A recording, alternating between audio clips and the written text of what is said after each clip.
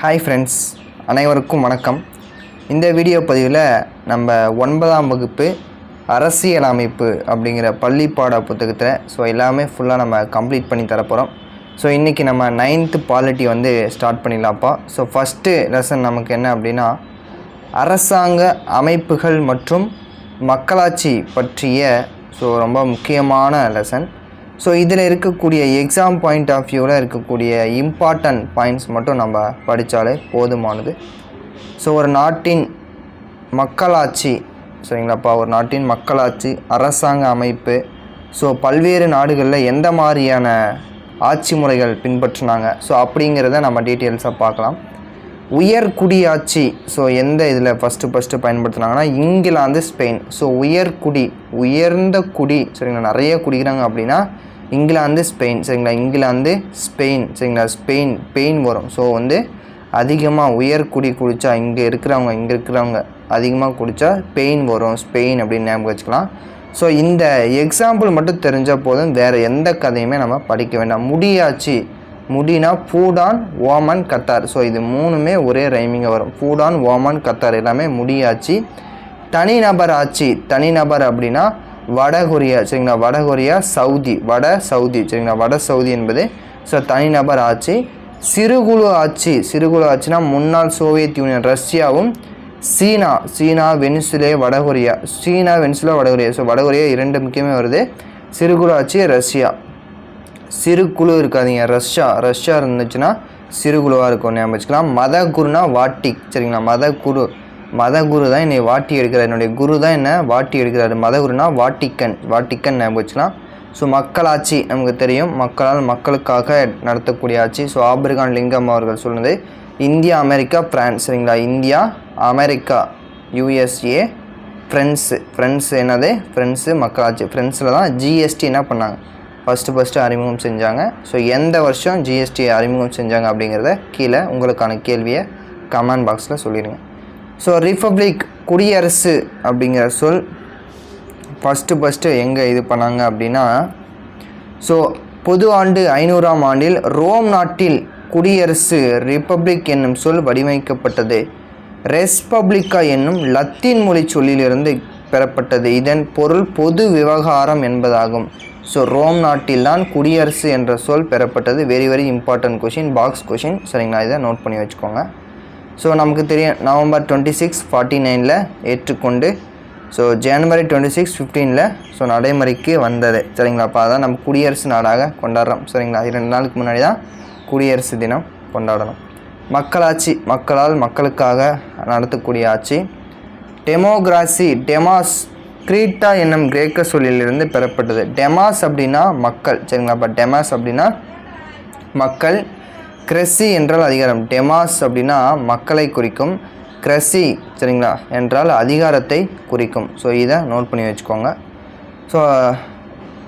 அடுத்தது very important கூற்று. ஒரு உண்மையான மக்களாட்சியை 20 பேர் கொண்ட குழுவாக அமர்ந்து செயல்படுத்த முடியாது. கீழ்நிலையில் ஒவ்வொரு கிராம மக்களும் செயல்படுத்துவதாகும் என்று மகாத்மா காந்தியடிகள் சொல்கிறாரு. டிஎன்பிசியில் கேட்கப்பட்ட ஒரு கேள்வி தான். மக்களால் மக்களுக்காக நடத்தும் ஆட்சி ஆபிரகாம் லிங்கம் அவர்கள் சொல்லியதான். கிரேக்க நாட்டின் ஏதென்ஸில் தான் என்னது 2000 ஆண்டுகளுக்கு முன்பாக மக்களாட்சியின் பிறப்பிடம் எதுப்பா, கிரேக்கம். மக்களாட்சியின் பிறப்பிடம் கிரேக்கம்.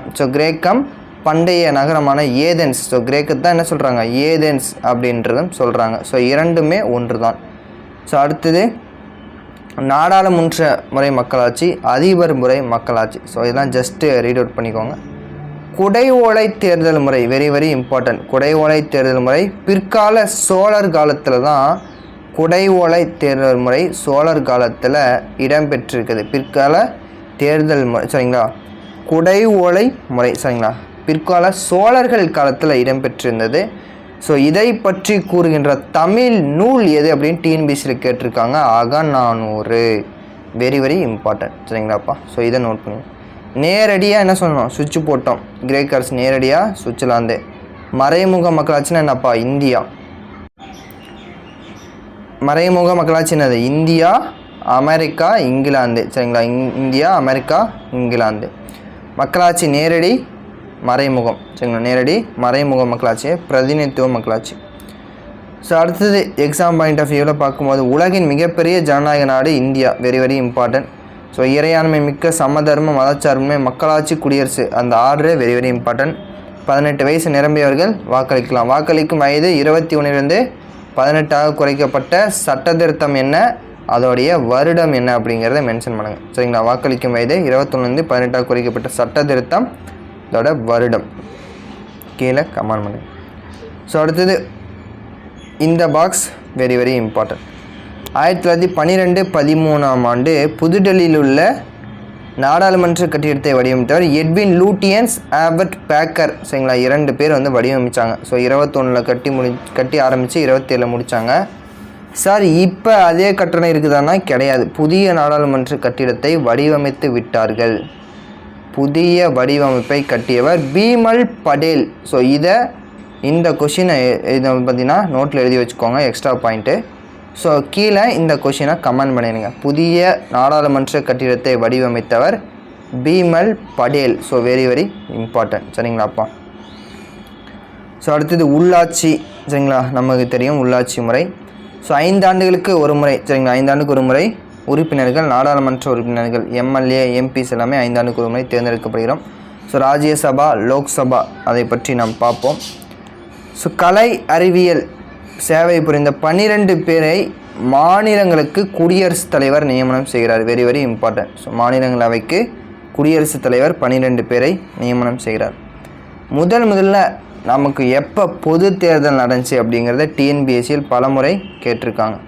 சரிங்களாப்பா.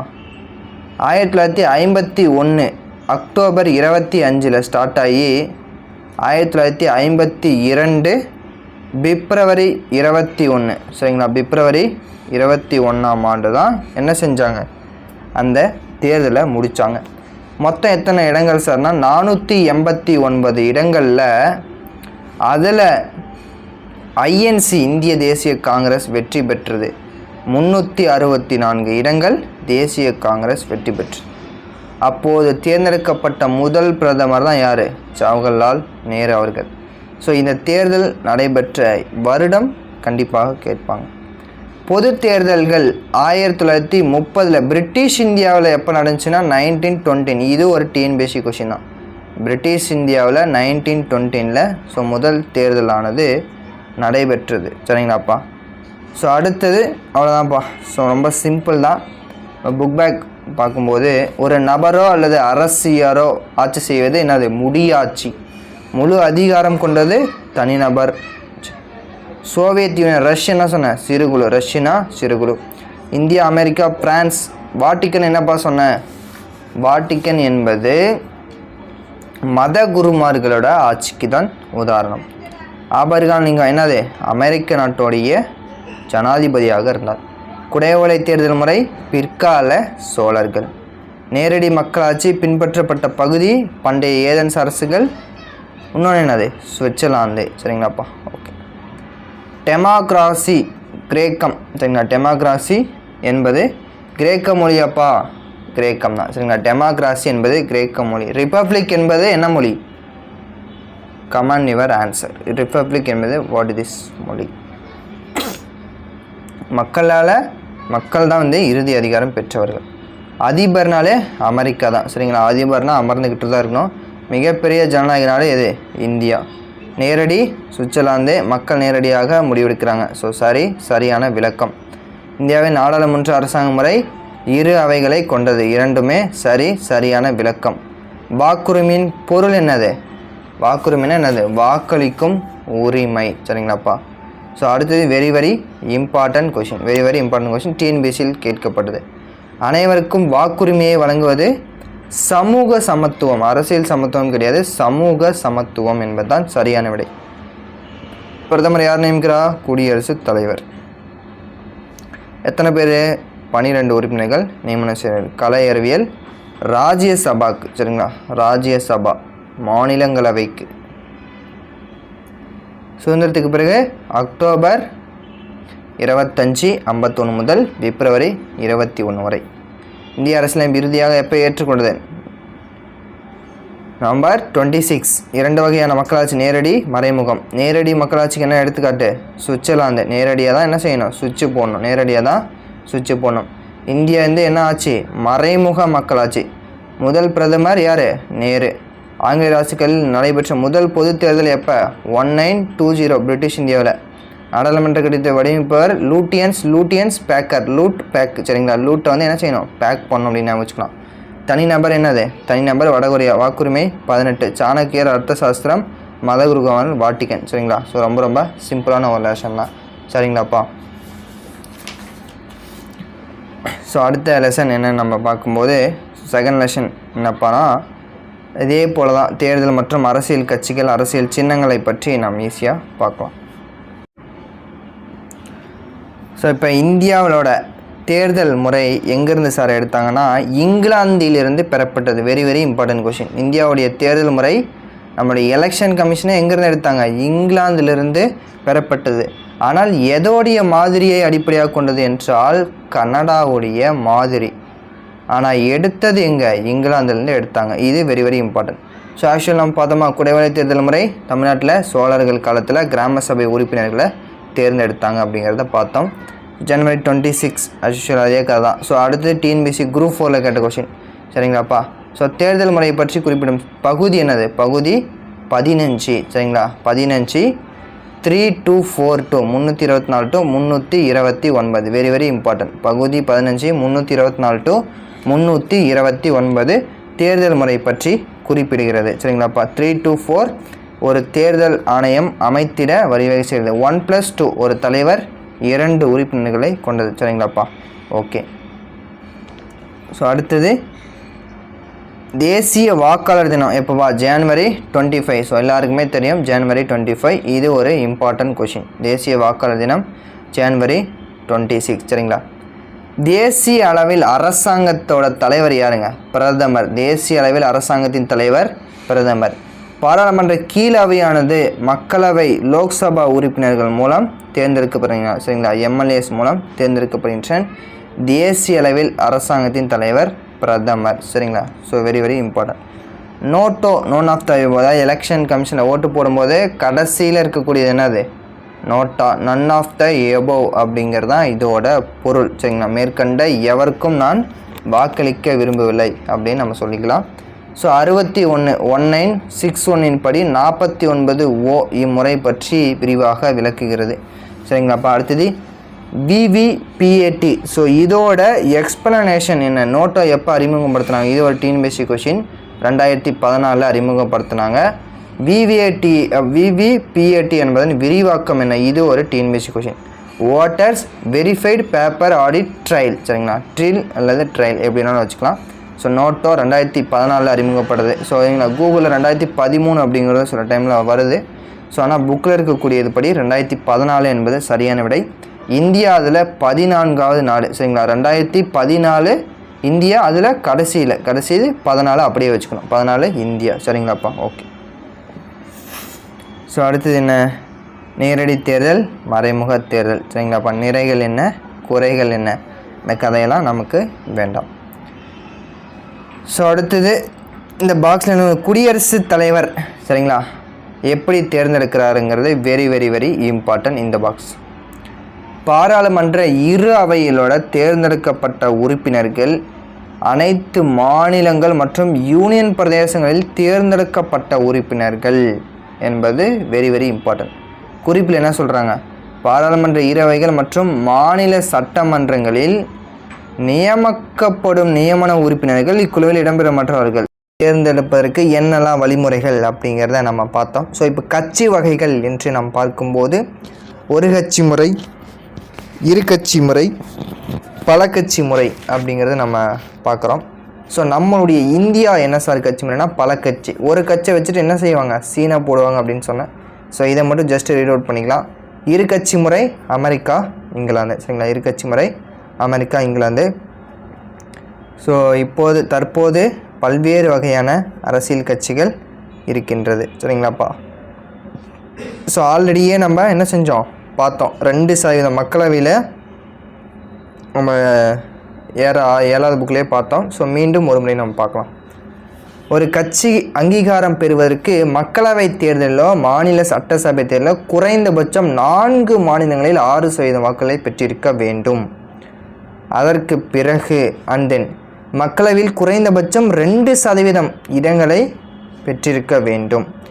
மேலும் குறைந்தபட்சம் 3க்கும் மேற்பட்ட மாநிலங்களிலிருந்து தேர்ந்தெடுக்கப்பட்டால் குறைந்தபட்சம் 4 மாநிலங்களில் மாநில கட்சியாக அங்கீகரிக்க பெற்றிருந்தால் ஒரு கட்சி அரசியல் கட்சியாக அங்கீகரிக்கப்படும்.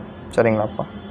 அழுத்தக்குழு, அழுத்தம்னா அமர்ந்துக்கிட்டு தான் சொல்லணும். அழுத்தம் என்றால் அமெரிக்கா. இது ஒரு டிஎன்பிஎஸ்சி கொஷின். அழுத்த குழுக்கள் எங்கேருந்து எடுத்தாங்கன்னா அமெரிக்காவிலேருந்து எடுத்தாங்க. சரிங்களாப்பா. ஸோ இந்த பாக்ஸ் முக்கியமாக சேர்ந்து கேட்டால் கண்டிப்பாக இதிலிருந்து நமக்கு கொஷின் கேட்கறதுக்கு வாய்ப்பு இருக்குது. இந்திய வணிக மற்றும் தொழில்துறை சம்மேளனத்தின் கூட்டமைப்பு FICCI. சரிங்களா. அடுத்தது அகில இந்திய தொழிற்சங்க காங்கிரஸ் அப்படின்னா AITUC. சரிங்களா. AITUC. அகில இந்திய விவசாய சங்கம்னா AIKS. மருத்துவர் சங்கம்னா IMA. அகில இந்திய மாணவர் சங்கம்னா AISF. சரிங்களாப்பா.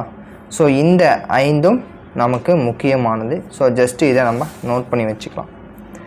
ஸோ அடுத்து நம்ம பார்க்கும்போது புக் பேக் கொஷின் தான்ப்பா. ஸோ ஜஸ்ட்டு இம்பார்ட்டன்ட் பாயிண்ட்ஸ் படித்தாலே போதும். லெசன் பெருசாக இருக்கும், நான் ஒன்றுமே கிடையாது. ஸோ இங்கேருந்து எடுத்தோம், இங்கிலாந்துலேருந்து இந்திய முறை எடுத்தோம், கனடாவை மாதிரியாக கொண்டோம். இந்திய தேர்தல் ஆணையம் ஒரு சுதந்திரமான சட்டப்பூர்வமான அமைப்பு அப்படிங்கிறது நமக்கு தெரியும். சரிங்களாப்பா. ஸோ தேர்தல் ஆணையம் 3 to 4 தேர்தல் ஆணையம் அமைத்திட தேர்தல் ஆணையம் அமைப்பை என்ன செஞ்சோம்?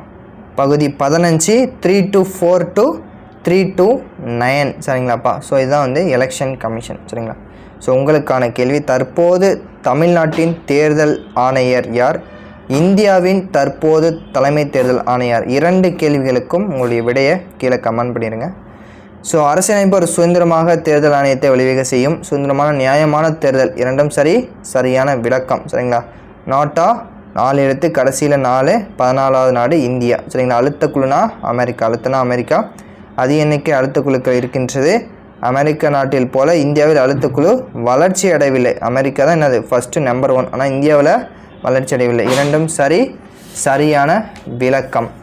தேர்தல் ஆணையம் 1+2. சரிங்களா. வாக்காளர் தினம் January 25. இந்தியாவில் என்னது பல கட்சி முறை. 2017 எத்தனை கட்சி? 7 கட்சி இருந்துச்சு. சரிங்களா. தற்போது பல கட்சி இருக்குது. ஸோ இது முக்கியம். நர்மதா பச்சோ அந்தோலன் என்பது ஒரு என்னது அழுத்த குழு. சரிங்களாப்பா. இது வந்து அதில் நம்ம இந்த புக்லேயே கிடையாது. ஸோ இதை நோட் பண்ணிக்கோங்க. அழுத்த குழுக்கள். சரிங்களாப்பா. தேசிய கட்சி. சரிங்களா. 7 கட்சி. ஒரு கட்சி வச்சுட்டு சீனா போடுவார். 2 கட்சினா அமெரிக்கா. அழுத்தம்னா வணிக குழு. எங்கேருந்து எடுத்தாங்க? அமெரிக்கா. சரிங்களா. ரொம்ப சிம்பிளான ஒரு லெசன். நெக்ஸ்ட் லெசன் நம்ம பார்க்கும்போது மனித உரிமைகளை பற்றி, நம்முடைய உரிமைகளை பற்றி ஒரு லெசன். ஸோ முதல் எடுத்தோடனே மகாத்மா காந்தி அவர்களை பற்றி நமக்கு கொடுத்துருக்காங்க. சரிங்களாப்பா. அக்டோபர் 2, 1869ஆம் ஆண்டு. சரிங்களா. பிறந்த மகாத்மா காந்தி அவர்களை பற்றி ஸோ பார்க்கும்போது 1893ஆம் ஆண்டு ஜூன் 7ஆம் ஆண்டு என்ன செய்கிறாரு? தென்னாப்பிரிக்காவுக்கு பிரிட்டோரியா என்னும் இடத்துல தொடர் வண்டியில் முதல் வகுப்பு பெட்டியில் வந்து பயணம் செய்கிறாரு. யாருன்னா மகாத்மா காந்தி. அப்போது அந்த முதல் வகுப்பு பெட்டியிலேருந்து ஸோ அவரை வந்து வெள்ளையர்கள் பார்த்துட்டு என்ன செஞ்சாங்க? இறக்கி விடுறாங்க. சரிங்களா. பீட்டர் மரிஸ்பர்க் என்ற இடத்துல ஓடும் ரயிலிருந்து என்ன செய்கிறாங்க? தள்ளி விடுறாங்க. இறக்கி கூட வரல, என்ன செஞ்சிட்டாங்களாம்? ஓடும் ரயிலிருந்து மகாத்மா காந்தியை எந்த இடத்துல இருந்து? பீட்டர் மரிஸ்பர்க் என்ற இடத்துலேருந்து தள்ளி விட்டாங்க. ஸோ அதை தான் நமக்கு ரொம்ப முக்கியம். சரிங்களா. அதற்கு பிறகு அவர் இறங்கி ஸோ மதம், இனம், சாதி இதற்கு எதிராக நிறையா இது பண்ணார். ஸோ இதெல்லாம் வந்து நமக்கு கதையாக இருக்கும். ஜஸ்ட்டு ரீட் அவுட் பண்ணிக்கோங்க. ஸோ எக்ஸாம் பாயிண்ட் ஆஃப் வியூவில் நமக்கு என்ன பார்க்குறோமோ அதை மட்டும் தெரிஞ்சால் போதும். மனித உரிமை தெரியும் நமக்கு டிசம்பர் 10, 1948 ஆல்ரெடியே நம்ம என்ன செஞ்சாச்சு? பார்த்தாச்சு. 1948. ஐநா சபை நாள் எப்பப்பா? அக்டோபர் 24, 1945. சரிங்களா. 1945 அக்டோபர் 24. சரிங்களா. இனவரிக்கு எதிராக நெல்சன் மண்டேலா எத்தனை வருஷம் போராடினார்? 27 hours. சரிங்களா. 24 அப்படின்னு சொல்லுவாங்க. இங்கே என்னது? 27. சரிங்களா. 27 நெல்சன் மண்டேலா இனவரிக்கு எதிராக போராடினார் அப்படிங்கிறத மட்டும் தெரிஞ்சால் போதும். வேறு எதுவும் நமக்கு தேவையில்லை. ஸோ UDHR உலகளாவிய மனித உரிமை பேரறிக்கையில் என்ன சொல்கிறாங்க? 1947 டிசம்பர் 10 பாரிஸில் என்னது? பிரான்ஸில் உள்ள பாரிஸில் பொது சபை தீர்மானம் 217A. சரிங்களா. ஆர்டிகல் A பார்த்தோமா? 217Aல தான் என்ன செஞ்சாங்க? இந்த பொது சபை தீர்மானத்தை கொண்டு வந்தாங்க சரிங்களா. எத்தனை உறுப்புகள் இருந்துச்சு? 30 சரிங்களா. 30 ஆர்டிகல்ஸு அதில் இருந்தது. ஸோ ஆல்ரெடியே நம்ம இதெல்லாம் சின்ன ஸ்டாண்டர்டில் நம்ம படிச்சிட்டோம். சட்டத்தின் முன் அனைவரும் சமம் அப்படிங்கிறாங்க. சுதந்திர உரிமை, பேச்சுரிமை, இதெல்லாம் எங்கே சார் பார்ப்போம் அப்படின்னா நம்ம அடிப்படை உரிமைகள் வரும்போது பார்ப்போம். ஸோ நான் என்ன பாயிண்ட் சொல்கிறேனோ அதை மட்டும் நீங்கள் நோட் பண்ணி வச்சுக்கிட்டாலே போதுமானது. வேறு நீங்கள் எக்ஸ்ட்ரா எதையும் படிக்க வேண்டிய தேவை இருக்காது சரிங்களாப்பா. ஓகே. ஸோ இது பாருங்கள், ஜனவரி 26 சரிங்களா, அது வந்த கதையே தான் வரும். ஸோ 1976ஆம் ஆண்டு 42வது சட்டத்தின்படி 11 அடிப்படை கடமைகள் வந்து சொல்கிறாங்க. ஸோ அந்த அடிப்படை கடமைகளை 10th டீட்டெயிலாக பார்ப்போம். மூத்த குடிமக்கள் எப்போ பார்த்தோம்? 207 சரிங்களா. இந்த லெசனை நம்ம ஆல்ரெடியே சின்ன வகுப்பில் படித்த ஒரு லெசன் தான் சரிங்களா. ஸோ அடுத்தது பார்க்கலாம், இந்திய மனித உரிமைகள் ஆணையத்தை பற்றி நம்ம பார்க்கும்போது இந்திய மனித உரிமைகள் ஆணையம் எப்போ? தமிழ்நாட்டில் எப்போ அப்படின்னு பார்க்கும்போது அக்டோபர் 12 1993 என்ன செஞ்சாங்க? தேசிய மனித உரிமைகள் ஆணையம் கொண்டு வந்தாங்க. உங்களுக்கான கேள்வி, தேசிய மனித உரிமைகள் ஆணையத்தோட தலைவர் யார்? மாநில மனித உரிமைகளுடைய தற்போது தலைவர் யார்? 2 கேள்விகளுக்கும் விடைய கீழே கமெண்ட்ஸ் பண்ணிடுங்க. ஸோ தேசிய உரிமைகளுக்கான பணிகளில் மிக முக்கிய பணியை மனித உரிமை மீறும் வழக்குகளில் தன்னை இணைத்துக் கொள்ளுதல். ஸோ இந்த பணி ரொம்ப ரொம்ப முக்கியமானது. ஸோ இந்த பணிகள்லாம் நமக்கு ஜஸ்ட்டு ஒரு ரீட் அவுட் பண்ணிக்கிட்டாலே போதும். So very very very important question. Article 21 தான் என்னது? மனித உரிமைகளை பற்றி குறிப்பிடும் ஆர்டிக்கல் 21. ஸோ குறிப்பிடும் சட்டம் 1993, குறிப்பிடும் பிரிவு 21 என்பது சரியான விடை சரிங்களாப்பா. ஸோ அடுத்தது என்ன சொல்கிறாங்க? ஐக்கிய நாடு சபை 18 வயதுள்ள எல்லாத்தையும் என்ன சொல்கிறாங்க? குழந்தைகள்னு சொல்கிறாங்க. உலகளாவிய மனித உரிமைகள் பிரகடனத்தின் பிரிவு 25 காணப்படுகின்றது சரிங்களா. உலகளாவிய மனித உரிமை பிரகடனத்தின் பிரிவு. ஆனால் மனித உரிமை பாதுகாப்பு சட்டம் எப்போது? 1993 பிரிவு 21 தான் சரிங்களாப்பா. ஸோ 1989 நவம்பர் 20 தான் என்னது? குழந்தைகள் உரிமைக்கான பிரகடனத்தை என்ன செஞ்சாங்க? ஐநா சபை வெளியிட்டது. இதுவும் வெரி வெரி இம்பார்ட்டன்ட் கொஷின். குழந்தைகளுக்கான பிரகடனத்தை 89 நவம்பர் 20 என்ன செஞ்சாங்க? வெளியிட்டாங்க. ஸோ மலாலா யூசப்சாய்க்கும் கைலாஷ் சத்யார்த்தி 2 பேருக்கும் என்ன செஞ்சாங்க? நோபல் பரிசை பகிர்ந்து அளிக்கப்பட்டது 2014ஆம் ஆண்டு. 21A என்னப்பா சொல்லுது? 6 வயதுள்ள 14 வயதுள்ள குழந்தைகளுக்கு கல்வி பெறும் வாய்ப்பினை என்ன செய்யணும்? ஏற்படுத்தணும்.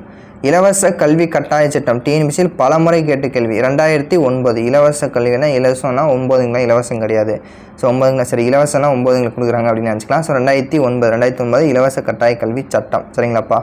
So right of childrens to free compulsory education 2009 very very important.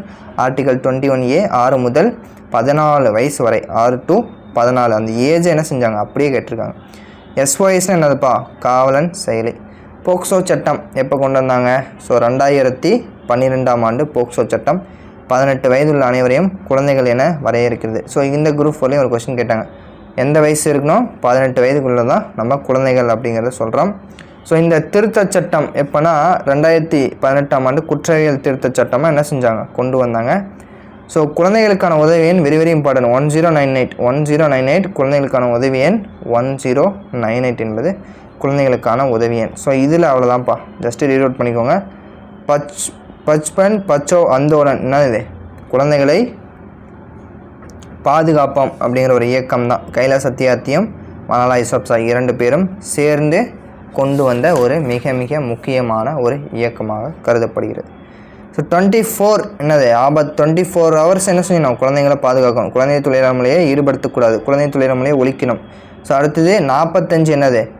14 வயது வரை உள்ள இலவச கட்டாய கல்வி. இந்த 45 தான் என்ன செஞ்சுட்டாங்க? 45 தான் என்ன செஞ்சாங்க? திருத்தி ஆர்டிக்கல் 21A என்ன செஞ்சுட்டாங்க? மாற்றிட்டாங்க சரிங்களாப்பா. ஸோ இந்த 2 box very very very important. தமிழ்நாட்டில் இந்து வாரிசு உரிமை சட்டம் 1989 கொண்டு வந்தாங்க. அதாவது குழந்தைகளுக்கான அந்த மாநாடு நவம்பர் 20 போட்டாங்க பற்றியா, அப்போ தான் வந்து தமிழ்நாட்டில் இந்து வாரிசு உரிமை சட்டம் கொண்டு வாங்க. மத்திய அரசு எப்போ சார் கொண்டு வாங்கன்னா 2005 வெரி வெரி வெரி இம்பார்ட்டன்ட். தமிழ்நாட்டில் கொண்டு வந்ததுக்கு பின்னாடி தான் என்ன செஞ்சாங்க? மத்திய லெவலில் சென்ட்ரலில் கொண்டு வந்தாங்க. அப்போ 2005 மத்திய அரசில் 2005. ஸோ பெண் தொழிலாளர் டாக்டர் அம்பேத்கர் சரிங்களாப்பா. அதாவது பெண்களுக்கு என்ன செய்யணும்? எதிரான பல்வேறு மீட்டெடுத்தலை பெண் தொழிலாளர்களுக்கு கொண்டு வந்தவர் யார்? Doctor BR Ambedkar. So just பாக்ஸில் இதில் எடிட் பண்ணிக்கோங்க. ஸோ இந்த இடஒதுக்கீடு தமிழ்நாட்டில் 69% வெரி வெரி வெரி இம்பார்ட்டன்ட். எல்லாருமே தெரிஞ்சுக்க வேண்டியது. டிஎன்பிஎஸ்சி படிக்கக்கூடிய நபர்கள் கண்டிப்பாக தெரிஞ்சுக்கணும். இந்த பாக்ஸை எழுதி வச்சுக்கோங்க. ஸோ பிற்படுத்தப்பட்டவருக்கு 26.5%, முஸ்லீமுக்கு 3.5, எம்பிசி அதாவது மிக பிற்படுத்தப்பட்ட 20, ஆதி திராவிடர் 18, எஸ்டிக்கு பழங்குடியினருக்கு ஒரே ஒரு சதவீதம் தான் இடஒதுக்கீடு அப்படிங்கிறதும் தராங்க. மொத்தமாக 69% இடஒதுக்கீடு. நான் உங்களுக்கு ஒரு கொஷின் கேட்டிருப்பேன். தமிழ்நாட்டில் திருநங்கையரை எதில் சார் வச்சுருக்காங்கன்னா மிகவும் பிற்படுத்தப்பட்டோர் பிரிவின் கீழ், அதாவது திருநங்கையரை எம்பிசி பிரிவின் கீழ் வச்சுருக்காங்க. So very very important. So இதை மட்டும் நீங்கள் நோட் பண்ணிக்கிட்டால் போதும். ஸோ அதே போல் மாற்றுத்திறனாளிகளுக்கு எத்தனை சதவீதம் இடஒதுக்கீடுனா 4%. இந்த டிஎன்பிசியில் பல முறை கேட்ட கொஷின் இது.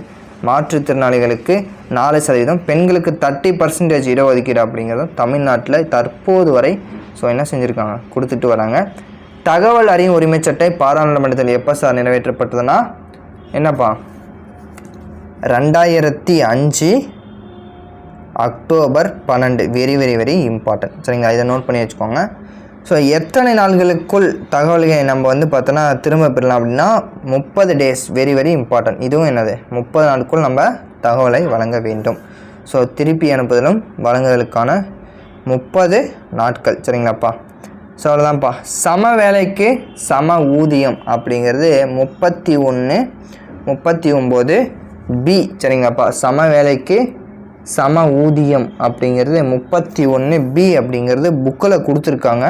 ஸோ ஆனால் சம வேலைக்கு சம வேதியம் அப்படிங்கிறது 39 டி டெல்லி. சரிங்களா, 39 டி அப்படிங்கிறது தான் சரியான விடை. சரிங்களாப்பா. ஸோ நீங்கள் கூகுளில் கூட சர்ச் பண்ணி பாருங்கள்.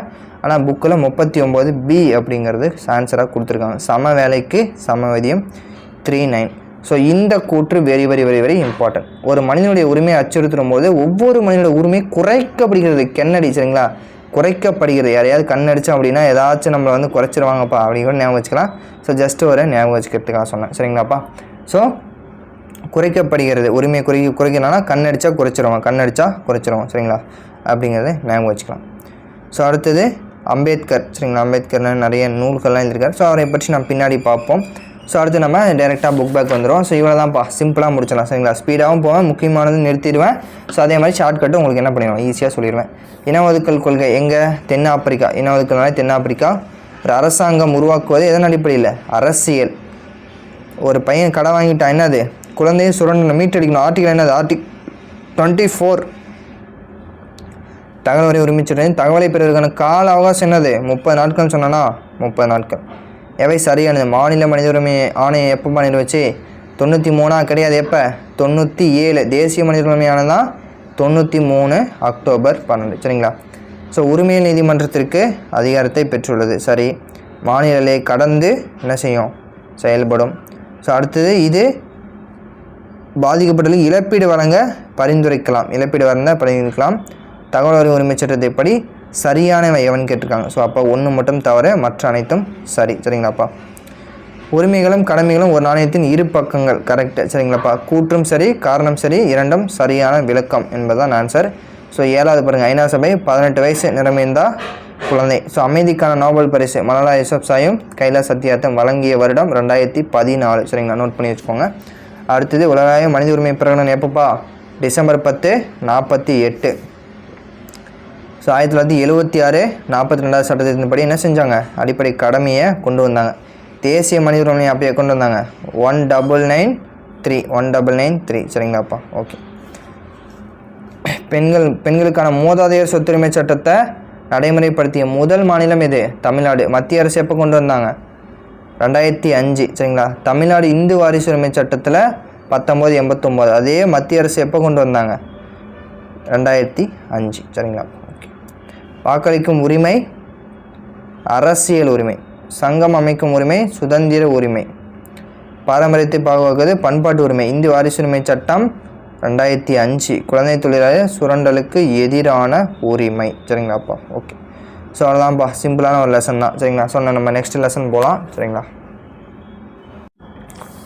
அடுத்த லெசன் என்னதுப்பா? அரசாங்கத்தின் வகைகள். ஒற்றையாட்சி, கூட்டாட்சி, நாடாளுமன்ற முறையாட்சி, ஜனநாயக ஆட்சி. ஸோ ரொம்ப ரொம்ப சிம்பிளான லெசன்.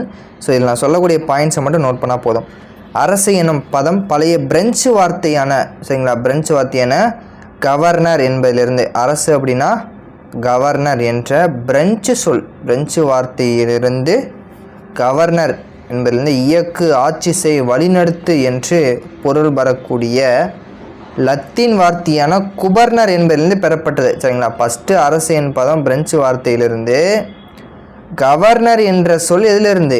குபர்னர், குபர்னர் என்ற லத்தீன் மொழி சொல்லிலிருந்து வந்தது. சார் குழப்பது சார், ஒன்றும் இல்லை. இப்போ அரசு அப்படிங்கிற சொல் பிரெஞ்சு வார்த்தையிலேருந்து வந்தது. கவர்னர், குபர்னர் என்ற சொல் எதுலேருந்து வந்தது? லத்தீன் வார்த்தையிலேருந்து வந்தது. அவ்வளோதான் சொல்கிறாங்க. இதை மட்டும் நோட் பண்ணிக்கோங்க, கன்ஃபியூஷன் பண்ணிக்காதீங்க. சரிங்களாப்பா? ஓகே. கூட்டாட்சி முறை. சரிங்களா? கூட்டாட்சி முறை என்னது? சுவிட்சர்லாந்து, ஆஸ்திரேலியா, யூஎஸ்ஏ கூட்டாட்சி முறைன்னு போட்டு இந்த எக்ஸாம்பிளை எழுதி வச்சுக்கோங்க. ஒற்றையாட்சினா என்ன, கூட்டாட்சினா என்ன? இதெல்லாம் நமக்கு தேவையான. ஸோ இது வந்து கூற்றுக்காரத்தில் கேட்க வாய்ப்பு இருக்குது. இதை மட்டும் படிச்சுக்கலாம். ஒரே ஒரு அரசு அல்லது துணை குழுக்கள் இருக்கும். 2 நிலை அரசாங்கம் இருக்கும். ஒரே குடியுரிமை, இரட்டை குடியுரிமை.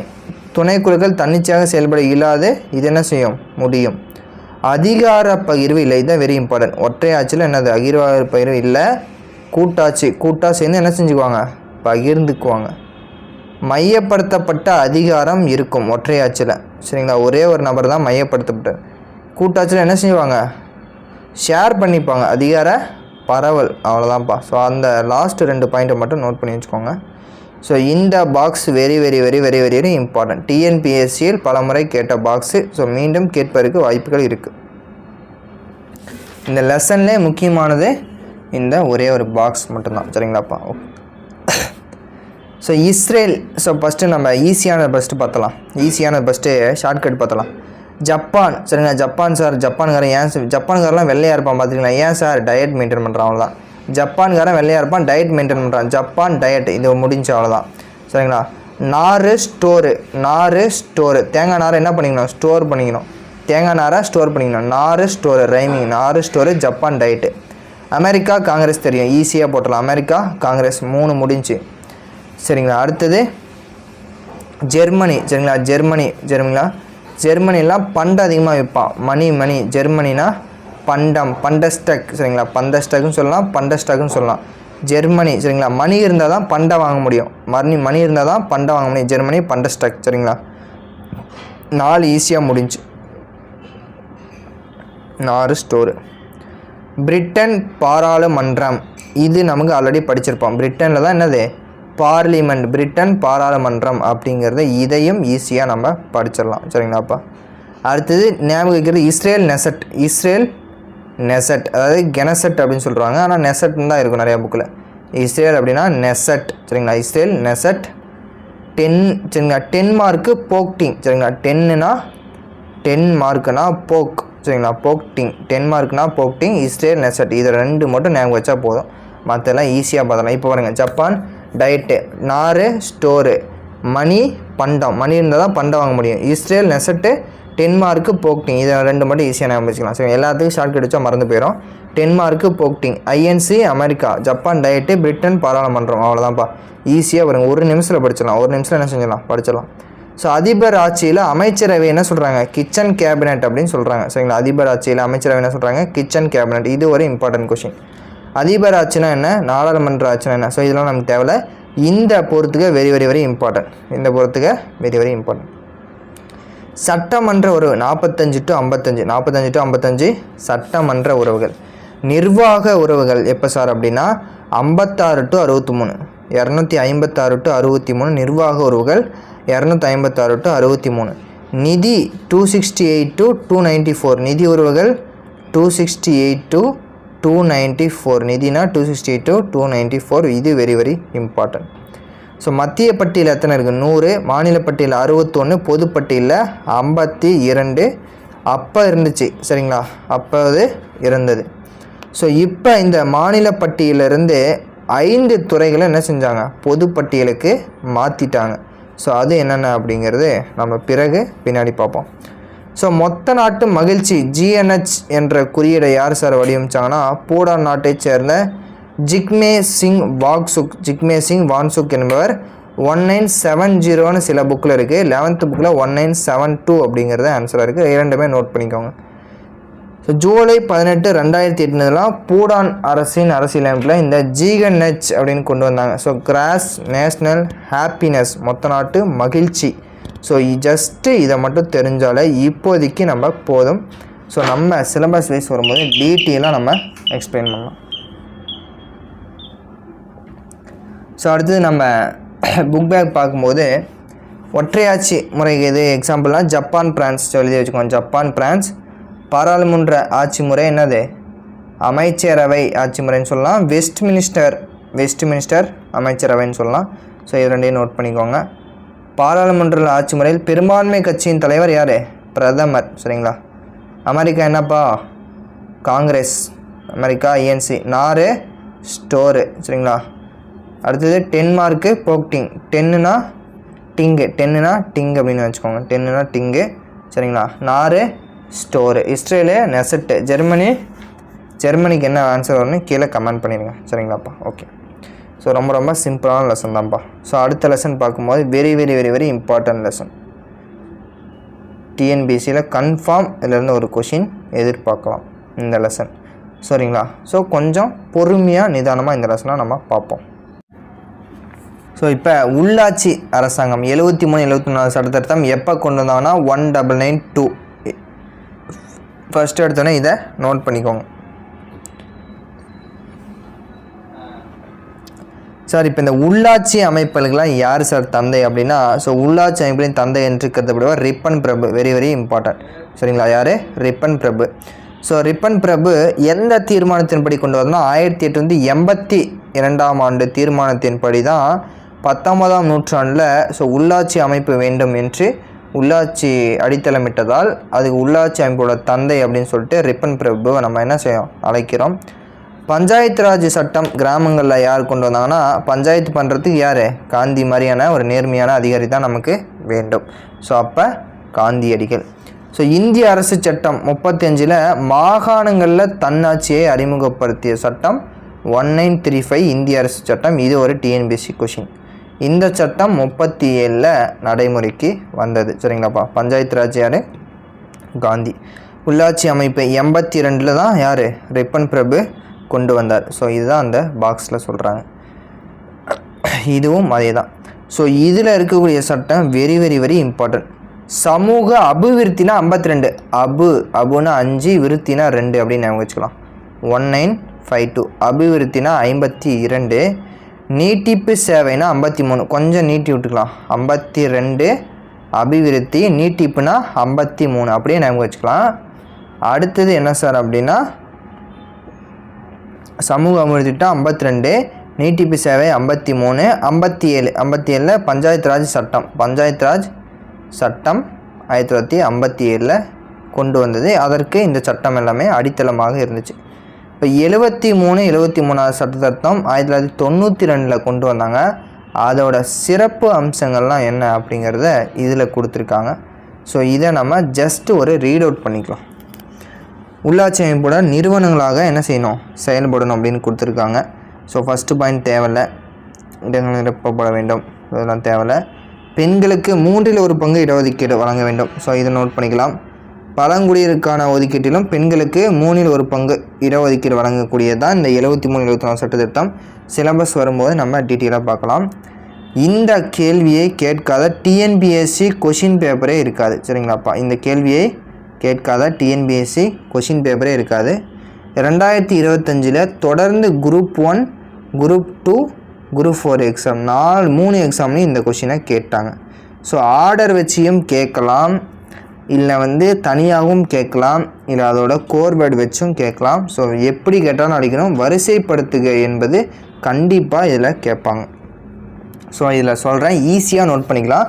ஒரே ஒரு பேப்பர் எடுத்து ஹிண்ட்டாக எழுதி வச்சுக்கோங்க. ஃபஸ்ட்டு பல்லு அசோக்கு, ராவு, சிங்கு. சரிங்களா?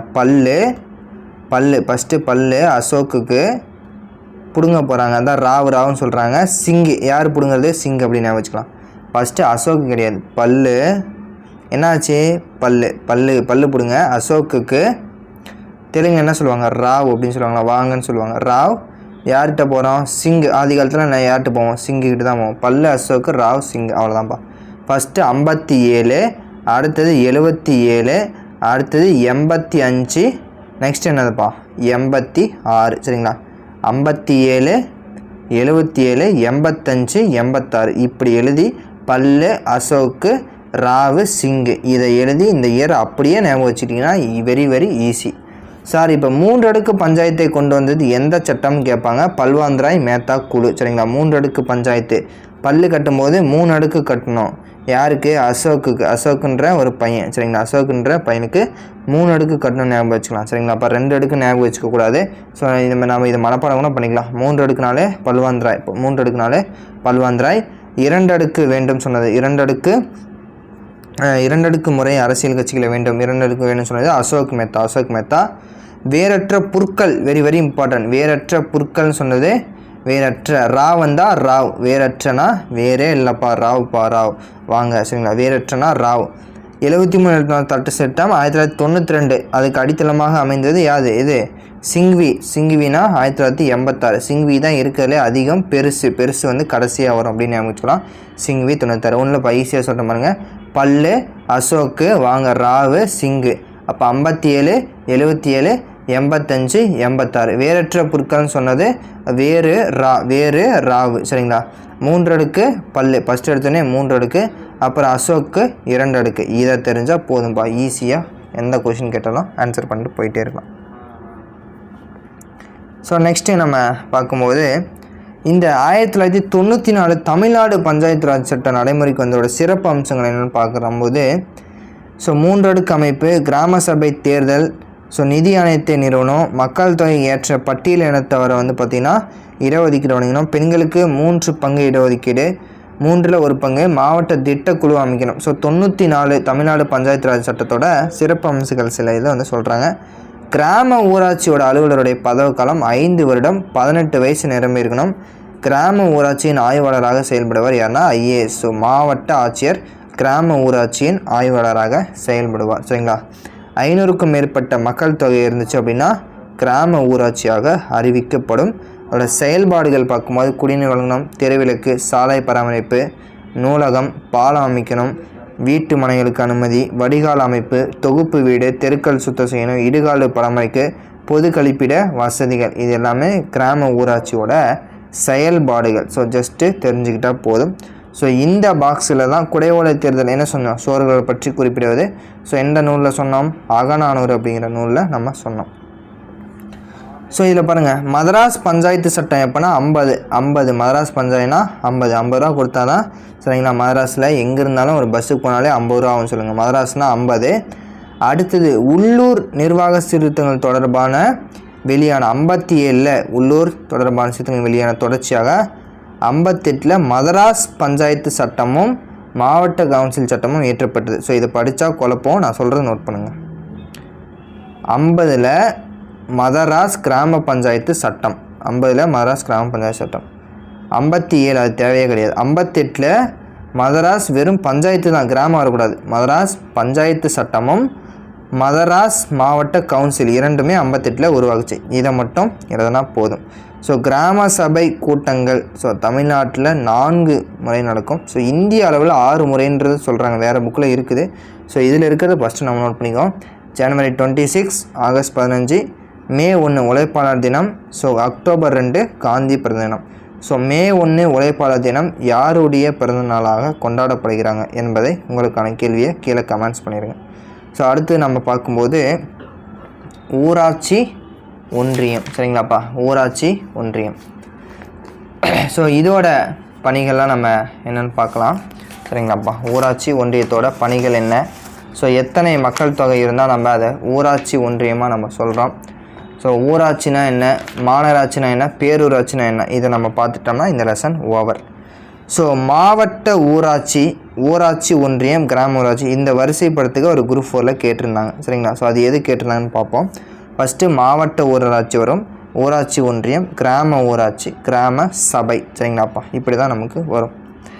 ஸோ மாவட்ட ஊராட்சி அப்படின்னா 50,000க்கு மேற்பட்ட மக்கள் தொகை இருந்தால் அது மாவட்ட ஊராட்சி அப்படிங்கிறது சொல்கிறோம். ஸோ இவருடைய பதவிக்காலம் சரிங்களா, இவருடைய பதவிக்காலம் 5 ஆண்டுகள். ஸோ நேரடியாக மக்களால் தேர்ந்தெடுக்கப்படுகிறார்கள். இவருடைய பதவிக்காலம் 5 ஆண்டுகள். ஃபஸ்ட்டு என்னது பேரூராட்சி, நகராட்சி, மாநகராட்சி. பேரூராட்சினா எவ்வளோ இருக்கணும்? 10,000 மக்கள் தொகை இருந்தால் பேரூராட்சி. நகராட்சி என்றால் 1,00,000 மக்கள் தொகை இருந்தால் நகராட்சி. அதே 10 லட்சம் மக்கள் தொகை இருந்தால் அது மாநகராட்சியாக அறிவிக்கப்படும். இவ்வளோதான்ப்பா, சரிங்களாப்பா. ஸோ நகராட்சிக்கு யார்? நகராட்சி ஆணையர் தலைவராக இருப்பார். பேரூராட்சிக்கு யார்? Executive officer. மாநகராட்சிக்கு யார்? மாநகராட்சி ஆணையர் தலைவராக இருப்பார். ஸோ காந்தியோடைய சுயராஜ்யத்தை பற்றி இது கொடுத்துருக்காங்க. ஸோ தேவையில்லை, நான் இங்கே சொன்னது தான் இங்கே இருக்குது. பதவிக்காலம் 5 ஆண்டுகள், 10,000, 1,00,000, 10 லட்சம். மாநகராட்சியோட தலைவர் யார்? மேயர். ஸோ இது நோட் பண்ணிக்கோங்கப்பா. மாநகராட்சியோட தலைவர் மேயர், சரிங்களா? Very very important. தமிழ்நாட்டில் 21 மாநகராட்சி. ஸோ இப்போது 22க்கு மேலே நிறைய போயிடுச்சு, சரிங்களாப்பா. ஸோ இந்திய ஆட்சிப்பணி ஐஏஎஸ் மாநகராட்சியின் ஆணையராக நியமிக்கப்படுகிறார். மாநகராட்சியோட தலைவர் மேயர், ஆணையராக நியமிக்கப்படுவர் யாருன்னா இந்திய ஆட்சிப்பணி தலைவர், சரிங்களா? ஸோ யாருடைய பெயர்? ரிப்பன் பிரபுவுடைய பெயர் என்ன சொல்லுது? சூட்டப்பட்டது, சரிங்களா? ஓகே. ஸோ அவ்வளோதான்ப்பா, இந்த லெசன் ஈஸியாக என்ன செஞ்சிட்டோம்? லெசனை ஈஸியாக நம்ம கம்ப்ளீட் பண்ணிட்டோம். ஸோ நமக்கு அடுத்தது என்ன கொடுத்துருக்காங்க அப்படின்னு பார்க்கும்போது, ஸோ பெரியாரை பற்றி நமக்கு சில விஷயங்கள் கொடுத்துருக்காங்க. பெரியாரை பற்றி என்ன கொடுத்துருக்காங்க அப்படின்னா, 1917ஆம் ஆண்டில் ஈரோடு நகராட்சியின் தலைவராக எப்போ பொறுப்பேற்றார்னா 1917ஆம் ஆண்டு. ஸோ ஈரோடு நகராட்சியின் தலைவராக பொறுப்பேற்றார்.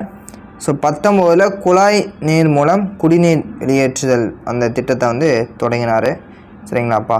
ஸோ அவ்வளோதான்ப்பா, ஜஸ்ட்டு ஒரு சிம்பிளான ஒரு லெசன் தான். ஸோ இதில் ஃபஸ்ட்டு நம்ம புக் பேக் பார்த்துட்டு கடைசியாக வெரி வெரி இம்பார்ட்டன்ட் 10 இயர்ஸை உங்களுக்கு நான் சொல்ல போகிறேன். ஸோ அதை நீங்கள் இந்த 9th புக்கில் நோட் பண்ணி வச்சுக்கோங்க. ஸோ 85 என்ன செஞ்சோம்? ராவு, சரிங்களா? பல்லு எப்போ? 77, சாரி ஃபஸ்ட்டு 57, அசோக்கு 77, ராவ் 85, சிங்கு 86. சோழர் கால உத்திரமேரூர் கல்வெட்டு, அந்த கல்வெட்டு நோட் பண்ணிக்கணும். எங்கே இருக்குன்னா காஞ்சிபுரத்தில் உள்ள உத்திரமேரூர் கல்வெட்டு. 73 எழுத்துன சட்டம் நடைமுறைக்கு வந்தது 92, சரிங்களா? ஊராட்சியோட ஆய்வாளராக மாவட்ட ஆட்சியர் செயல்படுகிறார். உள்ளாட்சி அமைப்போட தந்தை யார்? ரிப்பன் பிரபு, சரிங்களா? ஸோ நம்பிக்கையாக மறுசீரமைப்பு நடைபெற்றது. சோழர் காலத்தை தேர்ந்தெடுப்பது குடை ஓலை தேர்தல் முறை. கிராமங்களில் செயல்படுவது கிராம ஊராட்சி. பேரூராட்சிக்கு யார்? இஓ செயல் அலுவலராக தலைவராக இருப்பார், சரிங்களாப்பா? ஸோ அவ்வளோதான்ப்பா. அடுத்தது நம்ம 10th லெசன் தான். ஸோ இப்போ நான் சொல்லக்கூடிய அந்த இயர்ஸை நீங்கள் என்ன செஞ்சுக்கணும்? கண்டிப்பாக நீங்கள் நோட் பண்ணணும், சரிங்களாப்பா? ஸோ ரெடியாக 10 இயர்ஸ்க்குள்ளே நம்ம போயிடுவோமா? ஓகே. ஸோ ஃபஸ்ட்டு இயர் என்ன சார் அப்படின்னு பார்க்கும்போது, ஃபஸ்ட்டு இயர் தேசிய பசுமை தீர்ப்பாய சட்டம். தேசிய பசுமை தீர்ப்பாய சட்டம். பசுமை தீர்ப்பாய சட்டம். பசுமைனா 10, 2010. பசுமைனா 10, 2010. பசுமைனா 10, 2010. அடுத்தது பல்லுயிர் பாதுகாப்பு சட்டம். பல்லுயிர் பாதுகாப்பு சட்டம் மற்றும் பயங்கரவாத சட்டம். பல்லுயிர் பயங்கரம் 2002. இந்தாண்ட 2 பேர், இந்தாண்ட 2 பேர் பயங்கரம். அப்போ 2002 பல்லுயிர் மற்றும் பயங்கரவாத தடுப்பு சட்டம். சுற்றுச்சூழல் பாதுகாப்பு சட்டம் 3 சட்டமும். சுற்றுச்சூழல் பாதுகாப்பு சட்டம், நுகர்வோர் பாதுகாப்பு சட்டம், குழந்தை தடை சட்டம். இது எல்லாமே எப்போ? 1986, சரிங்களாப்பா? 1986. அடுத்தது வன விலங்கு பாதுகாப்பு சட்டம். வன விலங்கு பாதுகாப்பு சட்டம் 1972, வெரி வெரி இம்பார்ட்டன்ட். நீர் பாதுகாப்பு சட்டம். ஸோ நீர் பாதுகாப்பு சட்டம் எப்போ சொன்னேன்? வாரத்துக்கு 7 நாள் தண்ணி கொடுக்கணும். அப்போ 7/4/74, வெரி வெரி இம்பார்ட்டன்ட். சார் காற்று மாசுபாட்டு சட்டம் எப்போ சார்னு பார்க்கும்போது, காற்று மாசுபாட்டு சட்டம் 1981, குரூப் 1 கொஷின். 1981, 1981. 81 கூட்டினா 9 வரணும். 1989. மூத்த குடிமக்கள் பெற்றோர் நலன் பராமரிப்பு சட்டம் 2007. இது எப்போ சார் நடைமுறைக்கு வந்துச்சு அப்படின்னா 25/8/2008 அப்படிங்கிறது நம்ம சொன்னோம். தகவல் அறியும் உரிமை சட்டம் எப்போ சொன்னோம்? அக்டோபர் 12, 2005. கண்டிப்பாக இதிலிருந்து கேள்விகள் இடம்பெறும். Very very important. சொன்ன 7 சட்டமும் நோட் பண்ணி வச்சுக்கோங்க. கண்டிப்பாக டிஎன்பிஎஸ்சியில் கொஷின் வரும். ஸோ இது எல்லாமே எக்ஸ்ட்ரா பாயிண்ட்டாக நீங்கள் நோட் பண்ணி வச்சுக்கோங்க. சரிங்களாப்பா? ஸோ என்னுடைய புத்தகத்தில் நான் A4 ஷீட்டில் எழுதி வச்சுருக்கேன் எக்ஸ்ட்ரா பாயிண்ட்டு. ஸோ அதை தான் உங்களுக்கு நான் கிளியராக எக்ஸ்பிளைன் பண்ணி நான் சொன்னேன். ஸோ எல்லா சட்டத்தையும் நோட் பண்ணி வச்சுக்கோங்க. உங்களுக்கு இந்த லெசனில் வேறு ஏதேனும் சந்தேகங்கள் இருந்தால் நீங்கள் இந்த வீடியோ கீழே கமெண்ட் பாக்ஸில் சொல்லலாம். கேட்ட அனைத்து கேள்விகளுக்கும் உங்களுடைய கமெண்ட்ஸை ஆன்சராக பண்ணிடுங்க. கண்டிப்பாக இந்த வீடியோ யூஸ்ஃபுல்லாக இருந்திருக்குன்னு நினைக்கிறேன். ஸோ கிட்டத்தட்ட ஒரு 40 நிமிஷத்தில் 9வது பாலிட்டி அத்தனை லெசனையும் நம்ம கம்ப்ளீட் பண்ணியாச்சு. வெறும் 5 லெசன் தான். சரிங்களாப்பா? 1 மணி நேரத்தில் லெசனை முடிச்சுட்டு தூக்கி போட்டு போயிடலாம். கஷ்டம் நினச்சா கஷ்டம், ஈஸி நினச்சா ஈஸி. கண்டிப்பாக ஈஸியாக உங்களுக்கு புரிஞ்சிருக்கும் அப்படின்னு நினைக்கிறேன். நெக்ஸ்ட்டு ஒரு வீடியோ வந்து சந்திக்கலாம். இவ்வளோ நேரம் பொறுமையாக இந்த வீடியோஸ் பட்ட அனைவருக்கும் மனமார்ந்த நன்றி வாழ்த்துக்களை தெரிவித்துக் கொள்கிறேன். மீண்டும் அடுத்த ஒரு வீடியோ சந்திக்கலாம். நன்றி, வணக்கம்.